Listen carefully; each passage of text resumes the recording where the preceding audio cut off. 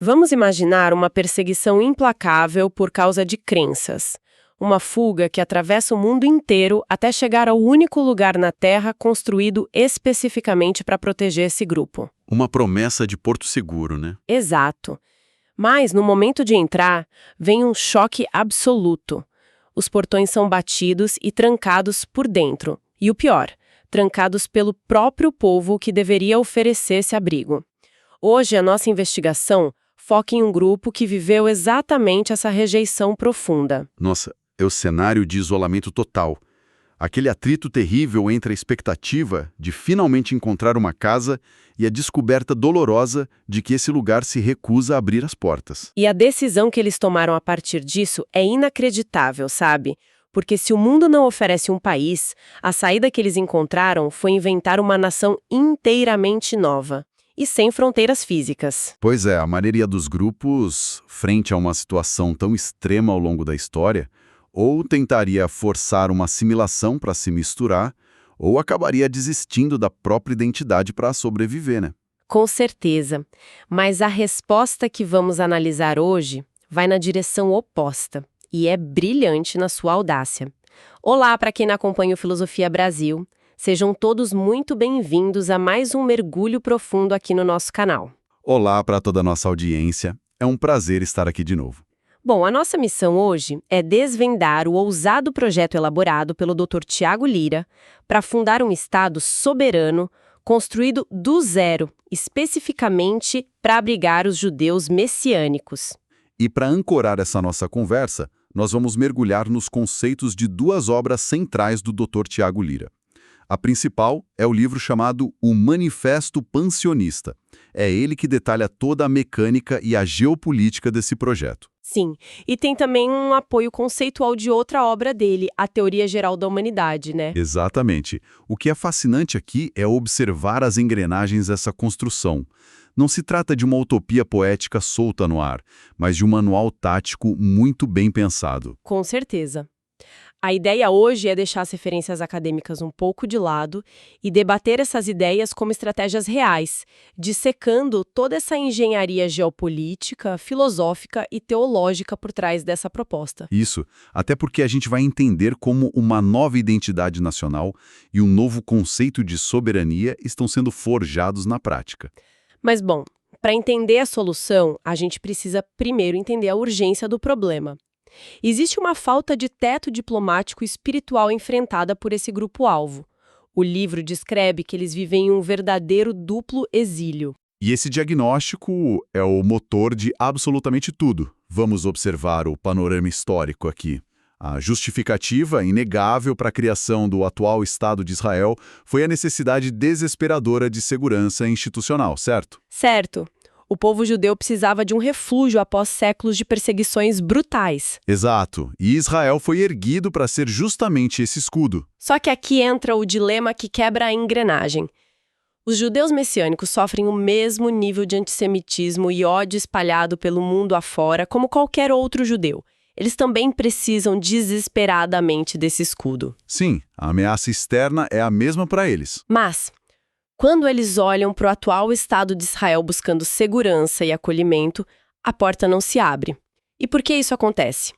Porque os judeus messiânicos acreditam que Yeshua, ou seja, Jesus, é o Messias. E é aí que a ruptura acontece. Pois é. Devido a essa crença muito específica, a comunidade judaica tradicional e o próprio Estado de Israel se recusam a reconhecer essas pessoas como judeus. O material aponta que o grupo não sofre apenas com a falta de acolhimento, mas com uma hostilidade ativa. Hostilidade de quem, na teoria, deveria agir de forma fraterna e oferecer proteção. É um vácuo identitário e territorial completo. Porque se o mundo inteiro é hostil lá fora e a pátria-mãe rejeita quem pede asilo, para onde essas pessoas vão? É tipo a situação de pessoas apátridas, né? Ou de cidadãos que descobrem do nada que o próprio país revogou os passaportes deles. É uma perda de teto existencial e legal absurda. Exatamente. E a genialidade da solução proposta no livro não é ficar pedindo permissão para entrar no clube. É construir um caminho próprio para a paz e a segurança através de uma nova soberania. O que já nos leva ao primeiro passo tático do autor para estancar essa hostilidade direta, que é uma mudança de nomenclatura. Isso é muito estratégico. A proposta é que eles abandonem o uso do termo judeus. Em vez disso, a ideia é adotar uma identidade inteiramente nova, a de monoteístas israelitas messiânicos. Entendi, é para acessar aquele embate imediato com a comunidade tradicional. Mas surge uma dúvida gigantesca logo de cara para mim. Como, na prática, um grupo de pessoas consegue forjar uma identidade nacional inteira a partir de uma dupla rejeição? É uma ótima pergunta, porque nação geralmente se forja com a partilha de uma mesma terra ao longo de séculos, né? Exato. Então, como eles fazem? Aí que está a ruptura de paradigma do Dr. Tiago Lira. Em vez de partir da terra física para formar o povo, o projeto inverte a ordem completamente. Ele parte da crença e da linhagem para formar o Estado. Ah, então a religião vira a fundação. Basicamente, a crença em comum, que é um monoteísmo, a ligação com Jah, o Deus de Israel, e o reconhecimento do Messias, tudo isso se torna o cimento dessa fundação. Então, ser um monoteísta israelita messiânico não é apenas fazer uma declaração de fé no fim de semana. De jeito nenhum.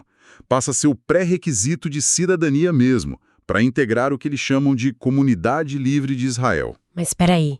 Se a identidade e a cidadania estão definidas na teoria, imediatamente a gente bate em um muro logístico que parece intransponível. Onde esse novo Estado vai ser colocado no mapa? E esse é o ponto. Porque, não existe um território vazio no planeta esperando para ser ocupado e para alguém lá achar uma bandeira, certo? Certo. E é por isso que a Comunidade Livre de Israel subverte a ideia clássica que a gente tem do que é um país. Trata-se de uma comunidade-estado. E o primeiro grande pilar estratégico dela é ser aterritorial. Aterritorial. Ou seja, eles abandonam totalmente a busca por uma faixa de terra com fronteiras tradicionais no mapa. Isso mesmo. E não é só isso. Ela é confessional, ou seja, exclusiva para a religião oficial. É teocrática no sentido de que a autoridade máxima não é um presidente ou um parlamento, mas o próprio Jah. E também é federal e perpétua. Tá, mas como justificar essa ausência de fronteiras físicas sem parecer que o grupo perdeu o direito à herança histórica de Israel? É aí que entra uma doutrina interessantíssima explicada no livro, chamada de pansionismo ou pansionismo. Ela resolve essa questão de uma maneira muito legal. Como funciona essa doutrina na prática? O argumento principal não limita a herança de Israel a um pedaço de terra lá no Oriente Médio. A premissa do pansionismo é que a promessa original se estende a toda a humanidade que descende de Abraão, Isaque e Jacó. Seja por sangue ou seja por fé, né? Exatamente, por sangue ou por fé. Portanto, a Terra Prometida deixa de ser um mero polígono desenhado no mapa do Oriente Médio. A Terra Prometida passa a ser o planeta inteiro. Caramba, é uma expansão colossal do conceito de soberania. Mas a gente ouve isso e soa quase como uma ficção científica, sabe? Soa, mas não é. Para não parecer loucura, a proposta do Dr. Tiago Lira ancora essa ideia aterritorial em jurisprudência internacional de peso. Verdade, o livro menciona precedentes legais reais, né? Qual é o principal caso que ele cita? O precedente jurídico central citado na obra é a Ordem de Malta. A Ordem de Malta. Mas vamos detalhar isso para nossa audiência, porque parece crucial. Essa ordem não é apenas uma curiosidade histórica de livros sobre a Idade Média. De forma alguma. A Soberana Ordem Militar de Malta é, sim, uma entidade herdeira de cavaleiros medievais. Só que, hoje em dia, eles não possuem um único centímetro quadrado de território próprio, além de uns prédios em Roma. Ah, e mesmo assim eles funcionam como um Estado. Sim, eles atuam no cenário internacional como um Estado soberano. Eles emitem passaportes que são aceitos internacionalmente, têm a própria moeda, selos postais e mantêm embaixadas e relações diplomáticas oficiais com mais de 100 países. Espera, mais de 100 países reconhecem eles? Sim, inclusive o Brasil. Eles até possuem status de observador na ONU. E como isso é possível sem ter um país no mapa? Através do reconhecimento diplomático contínuo. Uau! Então o objetivo do projeto é criar algo semelhante para a Comunidade Livre de Israel, mirando exatamente nesse precedente de sucesso? Isso. buscar o reconhecimento internacional para que cada cidadão dessa comunidade seja tratado com status diplomático, desfrutando de imunidades. Tá, a teoria é só fascinante, mas eu tenho que fazer um questionamento prático vital aqui. Como um Estado sem fronteiras físicas e sem exército protege seus cidadãos no mundo real? Eles não correm o risco de serem vistos, sei lá, por um juiz brasileiro como apenas um clube glorificado tentando burlar as leis? O risco existe, claro. E a proteção, nesse caso, não viria de canhões nas fronteiras ou blindados. A blindagem é estritamente jurídica e diplomática. Como assim? Usando a lei a favor deles? Exato. A ideia é usar o próprio sistema legal dos países hospedeiros contra eles mesmos. Inicialmente, essa instituição se protege através das rígidas leis de liberdade religiosa que existem no Ocidente. Entendi. Então começa pelo direito à crença e vai escalando. E isso, com o tempo e com o crescimento econômico e demográfico desses monoteístas israelitas messiânicos, a intenção é alavancar influência política de verdade para forçar acordos bilaterais, buscando até a extraterritorialidade. Só que aí a gente esbarra num problema enorme. Se eles estão construindo essa nação e recrutando pessoas, eles vão bater de frente com um conflito inevitável. As cidadanias originais. Sim. As pessoas já são cidadãs do Brasil, dos Estados Unidos, da Argentina. Ninguém pode simplesmente pertencer a duas autoridades supremas conflitantes assim, do nada. O que nos leva à base filosófica do projeto. E eu preciso admitir, essa é a parte mais radical da teoria para mim. Você se refere ao embate com o Estado tradicional, né? Sim, o conceito do Estado usurpador. É bem forte. Sem dúvida. É o motor da ruptura na obra do Dr. Tiago Lira. O conceito define qualquer Estado moderno atual como uma entidade puramente coercitiva. O raciocínio é que a própria certidão de nascimento funciona como um contrato compulsório e abusivo. É um contrato assinado sem o consentimento do bebê, essa é a tese, certo? Exatamente. Pensemos bem. Quando um bebê nasce e o pai vai lá registrar, aquele indivíduo é imediatamente submetido a um vasto código penal, a uma identidade artificial e a obrigações pesadíssimas. Tipo, o pagamento de impostos obrigatórios para o resto da vida e até alistamento militar. Isso. Tudo sem que a pessoa jamais tenha sido consultada se concordava com aqueles termos. E é nesse ponto que a teoria geral da humanidade, que dá o suporte conceitual, aponta isso como roubo original da soberania natural de cada um. Uma soberania que seria dada por já, no momento do nascimento. É a fundação do argumento de por que o Estado atual é ilegítimo na visão deles. Mas, olha, isso soa perigosamente parecido com aqueles movimentos de cidadãos soberanos que a gente vê nos Estados Unidos, sabe? Aquela galera que tenta cancelar a própria cidadania e acaba presa por sonegação de impostos. É uma preocupação válida, mas há uma diferença. E como o autor propõe lidar com as retaliações legais e fiscais de viver dentro das fronteiras de um país cuja autoridade eles acabaram de rejeitar? Porque as contas vão chegar, né? Essa é a diferença fundamental. O projeto não propõe um anarquismo inconsequente de sair gritando com policiais na rua. A filosofia introduz o conceito de autopropriedade. Que seria a ideia de que o corpo é propriedade exclusiva do indivíduo, certo? Exatamente. E a partir dessa autopropriedade, derivam 7 liberdades essenciais, com um foco muito especial na necessidade de meios de autodefesa para garantir a liberdade política real. Então não é só uma teoria bonita, existe uma mecânica por trás. Sim, existe um mecanismo formal chamado ato de restauração de soberania. É um processo onde o indivíduo declara a independência internamente e se torna, ele próprio, uma unidade federativa do novo Estado aterritorial. É irônico pensar na burocracia para tentar cancelar um serviço do qual a pessoa nunca participou voluntariamente. Mas voltando à sobrevivência, como não ser esmagado pela máquina estatal? Aqui, a estratégia revela uma astúcia impressionante. A pessoa até pode renunciar publicamente à nacionalidade de origem, se quiser assumir o risco. Mas a recomendação estratégica do livro é manter a nacionalidade original em segundo plano, secretamente. Pera, secretamente como assim? Podemos comparar isso ao uso de uma rede VPN na internet. Ah, entendi. Como se fosse tentar mascarar o endereço do computador. Uma VPN diplomática, digamos assim. Exatamente essa analogia. A pessoa usa um endereço de IP falso. Ou seja, usa o passaporte e o CPF do país hospedeiro para navegar no ambiente público do mundo real sem levantar suspeitas. Uma camuflagem perfeita. É a máscara. Mas internamente, no coração e na comunidade, toda a lealdade, os recursos e a soberania são roteados exclusivamente através da comunidade livre de Israel. É uma dupla nacionalidade estratégica. Cara, que sacada para não atrair a fúria do Estado. Mas por que essa necessidade de agir de forma tão furtiva e radical?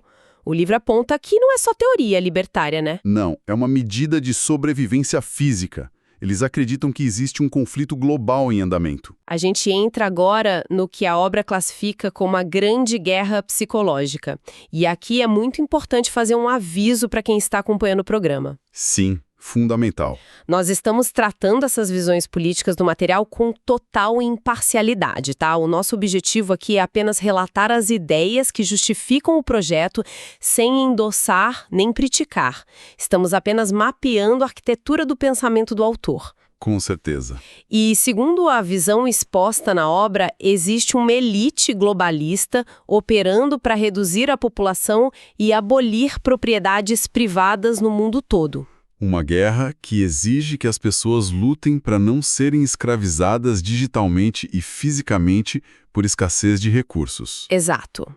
E a estratégia material de defesa contra essa grande guerra psicológica é claríssima. A ordem é sair da Babilônia. Sair da Babilônia. E significa fugir dos grandes centros urbanos, imagino. Isso mesmo. A cidade representa a dependência total do sistema. Para sobreviver, o projeto orienta a construção dos kibbutins, da comunidade livre de Israel. Os kibbutzim. Vamos falar sobre a infraestrutura deles, porque é impressionante o nível de detalhe que o projeto exige. Não é um acampamento simples, de jeito nenhum. Longe disso. Pelo que vi, cada espaço vital familiar precisa ter de 1/4 de hectare a 1 hectare inteiro. E a matriz energética tem que ser totalmente off-grid, desconectada da rede pública. Sim, usando energia solar ou eólica, água de fonte própria. E a comunicação? Eles usam cabos das operadoras locais? Nem pensar. A comunicação precisa ser via satélite. O material até menciona a tecnologia da Starlink para garantir essa independência informacional. E tem também a questão financeira. Eles criam uma economia fechada com uma moeda física e digital própria, né? Sim, o QSFI, livre israelita, tudo isso é desenhado para que esses espaços funcionem como embaixadas físicas com imunidade extraterritorial, cravadas dentro de territórios possivelmente hostis. É de uma engenhosidade tática absurda. Mas olha, é impossível não notar a ironia histórica brilhante nessa escolha de modelo. Se diz em relação ao uso dos kibbutzim? Totalmente! Pensemos bem. O autor cria toda essa alternativa, um estado aterritorial inteiro, porque os judeus messiânicos não encontram segurança no atual Estado de Israel, eles são rejeitados lá. Sim, a rejeição é a semente de tudo. Mas aí qual é a ferramenta de sobrevivência adotado por eles? O kibbutz agrícola, que é exatamente a mesma ferramenta que garantiu o sucesso inicial da fundação do próprio Estado de Israel lá atrás. É verdade. E o próprio livro do Dr. Tiago Lira elogia os kibbutzim originais. Ele os descreve como o único modelo com um contorno socialista que realmente deu certo no mundo. Justamente por ser calcado no trabalho voluntário, sem coerção do Estado. É muito irônico e fascinante ao mesmo tempo. É uma reapropriação muito inteligente. Eles pegam uma tecnologia social testada no Oriente Médio e a adaptam para resistir a essa guerra psicológica moderna. Bom, a quantidade de conceitos que dissecamos hoje é formidável. Para a gente fazer um resumo do que vimos aqui hoje, o Manifesto do Dr. Tiago Lira propõe uma jornada incrível. Uma jornada que começa na crise de identidade religiosa, naquele duplo exílio, e não para por aí. Exato. Recusa o papel de vítima e culmina na construção de uma arquitetura geopolítica, jurídica e de sobrevivência incrivelmente sofisticada. É um manual de fundação de um novo paradigma de liberdade. Para pensar, que não foi debatido ainda hoje, se a gente parar para pensar bem, todo país que existe hoje no globo começou como uma ideia abstrata na cabeça de alguém, né? Muitas vezes considerada uma verdadeira loucura pelos seus contemporâneos. Exatamente. Então, se o conceito de nação com suas fronteiras é, no fundo, apenas uma ficção jurídica na qual uma coletividade concorda em acreditar em conjunto, o que realmente impede que qualquer grupo de pessoas unidas decida desenhar suas próprias fronteiras amanhã de manhã no quintal de casa? É uma provocação excelente sobre onde realmente reside o poder. Bom, e a gente garante que essa conversa foi apenas a ponta do iceberg. O aviso obrigatório e essencial para quem nos ouve. Os links para adquirir e ler os livros do Dr. Tiago Lira estão aqui na descrição do vídeo. Sim, tanto o Manifesto Pancionista quanto a Teoria Geral da Humanidade. A recomendação do Filosofia Brasil é sempre a mesma. Nós incentivamos muito a nossa audiência a ler o material original na íntegra e tirar as próprias conclusões. Um agradecimento enorme pela companhia de quem assistiu e ouviu essa investigação. Até o próximo programa.